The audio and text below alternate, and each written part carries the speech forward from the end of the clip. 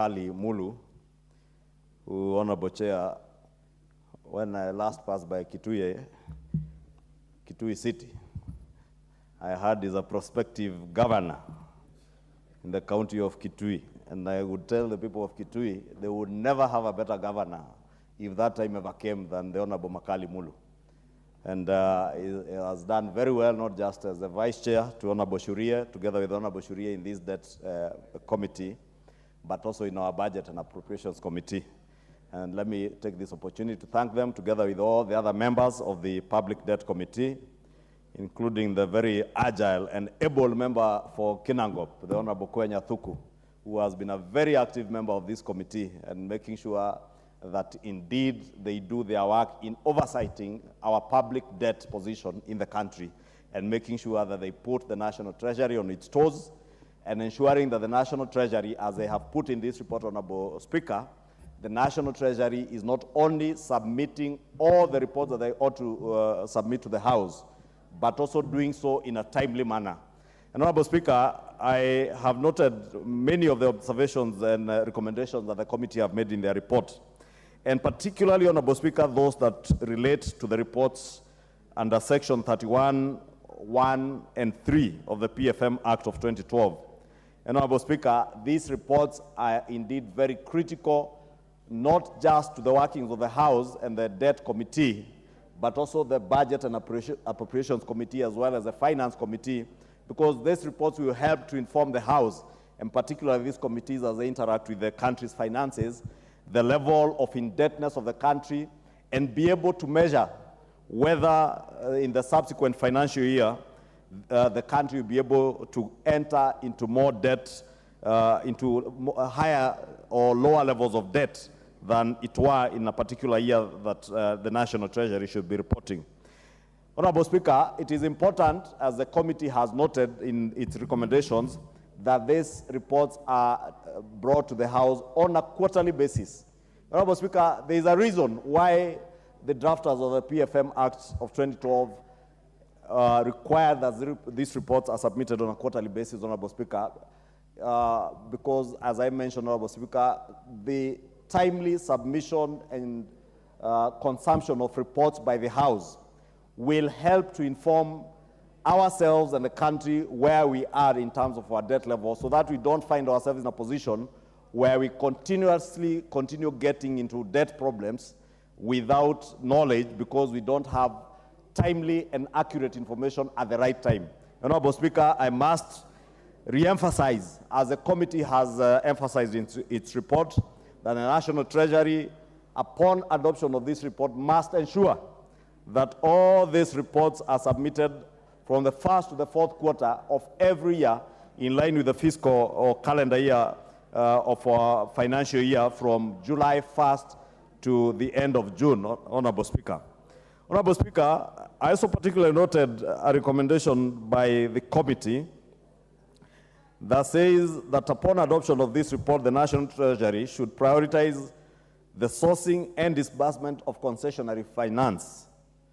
And this concession of finance, Honorable Speaker, contains what they have noted, a grant element, implying that larger borrowing can be sourced within minimum impacts, with minimum impact on debt sustainability by reducing the refinancing and interest rate risk.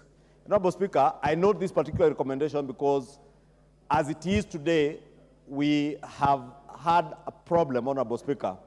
And in the supplementary budget one that we passed last week, Honorable Speaker, and whose appropriations bill you passed on Tuesday, members will remember us noting that within that supplementary estimates bill, a figure of about 143 to 145 billion is on account of the financing risk that comes with exchange rate fluctuations, Honorable Speaker, within this calendar year or this financial year, Honorable Speaker. And it's therefore important that the National Treasury seeks to pursue loans that are more concessional in nature, so that we enjoy those lower interest rates, and we also don't expose ourselves to the financing risks and interest rate risk that we have previously exposed ourselves to. Honorable Speaker, these reports, Honorable Speaker, will also help not only to inform the country, the House, but the country also. I had occasion this morning, Honorable Speaker, to interact with a young Kenyan, a trader in Nyamakima, who told me that she was keenly listening to one of the local FM stations. And I have no fear in mentioning the station because it's Kameme FM, Honorable Speaker. And this Kamehameha FM, a presenter who I actually know hails from my constituency and is illiterate, because he's a class 8 dropout who has no understanding of anything finance. And the presenter was misinforming the country and listeners on Kameme FM that this country has borrowed to the tune of 4.5 trillion in this financial year, Honorable Speaker.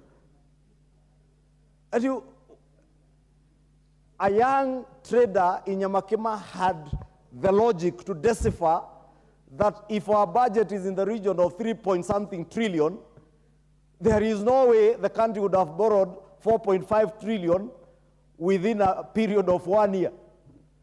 Honorable Speaker, that is why the National Treasury must ensure that these reports are brought to the House and to the Public Debt Committee on a timely basis, because the moment these reports come to the House, they help to inform Kenyans on the right debt position of the country, so that we avoid situations where illiterate radio presenters, like those ones in Kamehameha FM, are misinforming Kenyans.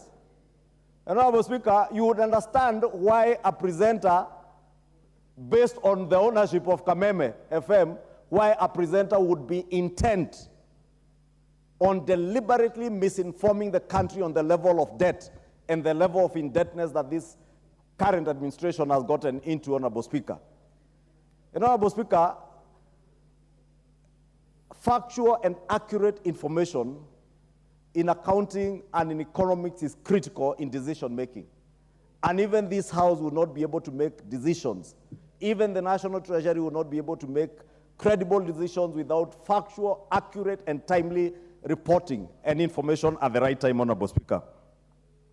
Honorable Speaker, the committee, if you look at their recommendation 8.8, also says that the National Treasury should address factors that affect timely and full disbursement of loan financing and submit a report to the National Assembly within 60 days of the adoption of this report, indicating actions taken to increase the efficient disbursement of loan financing. Honorable Speaker, let me take this opportunity again to commend the Public Debt Committee. And it tells you that the members of this Public Debt Committee, Honorable Speaker, you can see them. Unlike other committees where their reports are debated and members are not there, the chair is here, the vice chair is here, and I must commend them again for their able leadership. Honorable Speaker, yourself presiding this session, you are this debt committee.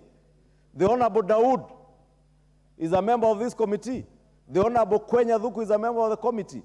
Honorable Speaker, it is good that we are debating. I saw the Honorable Makilapa, I think he has stepped out also, who is also a member of this committee. And I am saying, yes, and Honorable Abraham Kirwa, it tells you that these members of this committee have been diligent in their work, and I must commend them. Because unlike many other committees, Honorable Speaker, where reports are tabled, the chair tables the report, has no seconder. You saw the chair has moved, the vice chair was there, and at least not less than half of the membership of the committee are in the House to debate their report. It tells you the diligence, Honorable Speaker. And I speak to this particular recommendation on 8.8, Honorable Speaker, on the slow disbursement of loan financing, because as a former chair of the Budget and Appropriations Committee, and the Honorable Dindi Nyoro, if he had also been patient after doing his business to sit in the House and also be able to consume part of these things, because they affect our budgeting process. And the Honorable Makali Mulu will bear me witness. At the time I chaired the Budget Committee, one of the key issues that we would always raise was the slow disbursement of loan financing. And in fact, our loan books carry such huge amounts of loans that are not being disbursed on a timely basis. Some, the government of Kenya also has not given the counterpart funding, and the amounts remain in the loan books, not being able to implement projects, Honorable Speaker, because of the counterpart funding. And Honorable Speaker, I will really want to ask the Honorable Shuria and his committee to ensure that indeed within the 60 days that you have recommended upon adoption of this report, that the National Treasury informs the House what are the handicaps that makes them not be able to absorb debt financing, some of which, Honorable Speaker, at times come with penalties when you do not consume this money on a timely basis, Honorable Speaker. Two, Honorable Speaker, Kenyans who borrowed this money or who the government borrowed this money on their behalf are not able to enjoy the services and the goods that have been provided through that timely disbursement of this money, Honorable Speaker. And therefore, I'll be very keen in the course of early next year, and in fact, the 60 days, if we're able to adopt this report within this session, will fall around the time that we resume from the long recess, and just in time before the annual estimates for the next financial year. And I want to encourage the Public Debt Committee to ensure that even as we scrutinize the budget estimates for next year, and even as you start working on the BPS, that you have this report so that you are able to interrogate even the figures that you come to before you for the next financial year with information as to what are the handicaps that ensure, or rather that slow down the full disbursement of our loan financing. Honorable Speaker, let me conclude, Honorable Speaker, by correcting the misnomer, not that just being perpetuated by illiterate radio presenters at Kamehameha FM, but what is also used in political funerals and political gatherings on the level of our indebtedness. And indeed, Honorable Speaker, only this Monday or Tuesday, on Tuesday actually, on Monday, Honorable Speaker, I hear there's a point of order, and I truly hope that the person asking the point of order can indicate leader, on what standing order they are raising. Honorable member, relax. I've heard you. What's your point of order? Which standing order? Thank you, Mr. Speaker. I'm a journalist by profession. I went to school. You can differ on opinions, but not to be called an illiterate, Mr. Speaker. All of us have different ways in which we air our opinions, but for our party leader, sorry, majority. We don't have party leader here. I stood because I did the best at Eges FM. That is why they believed in me, the community. So what's your point? And made me the woman rep. You should withdraw that name of illiterate, please. No one is an illiterate. Even our old women in the village didn't go to school, but at least they told us this is wrong and this is right. Girls, keep yourself safe to get a right man. Say no even if it means yes, but don't allow yourself to be used. So let him withdraw that statement, Mr. Speaker. Thank you, Honorable Speaker. You know the Honorable Doris Donya, I didn't know she's a journalist, and she knows I have tremendous respect for journalists. But I meant that that particular radio presenter is financially illiterate, and is a fact of life. I know him, he's from my village. And when I tell you he's financially illiterate, trust me and believe me that he's financially illiterate. Honorable Speaker, if I go back to what I was saying, because there is that misnomer on the level of our indebtedness, but also, Honorable Speaker, to commend the National Treasury and the current administration, Honorable Speaker. Because when His Excellency the President said that this administration would do responsible borrowing, Honorable Speaker, he meant business. And when he told us last year during the campaigns that he was a man on a mission, many people took it for granted. But William Ruto is indeed a man on a mission, and he has proved he's a man on a mission to transform Kenya and make sure that our country's economy gets back to its feet. Honorable Speaker, let me take this opportunity also to commend the World Bank that at the management level, Honorable Speaker, has now confirmed, Honorable Speaker, that they will be granting us about $12 billion over the next 3 years, Honorable Speaker. And that, Honorable Speaker, is besides the almost almost $1 billion that we're also getting from IMF, Honorable Speaker. And this is the concessional financing that the debt committee is talking about, Honorable Speaker, so that we're able to retire most of our expensive commercial debt into this concessional financing and be able to reestablish a stable economy that will work for the majority of Kenyans. And I want to believe, Honorable Speaker, with the kind of leadership that we see under the Kenya Kwanza administration and the able leadership of the Public Debt Committee by the Honorable Shurie, deputized by the Honorable Makali Mulu, they will be able to ensure that our public debt levels are properly managed and within levels that are sustainable for our country, and that debt that will also go towards financing actual projects. And I must commend the committee because, again, and Honorable Makali Mulu, we remember when we served with him in the Budget and Appropriation Committee, we always insisted in all our reports that all our debt must be traceable to specific projects.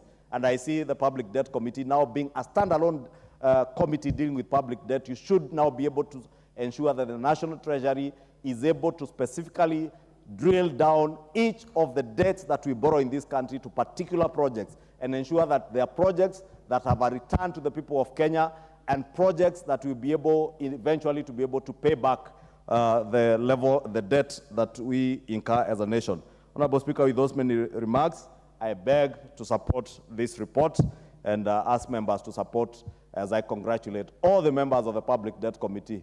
This indeed, Honorable Speaker, have proven that unlike many other committees of this House, that these are very diligent legislators who know what their work in committee is, and not just churning out reports, but also being there in the House to debate their reports and support their reports and support their chair and vice chair.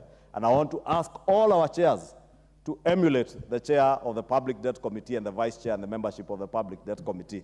With that, I beg to support. Very well. Leader, I'm a very serious member of the Debt Committee.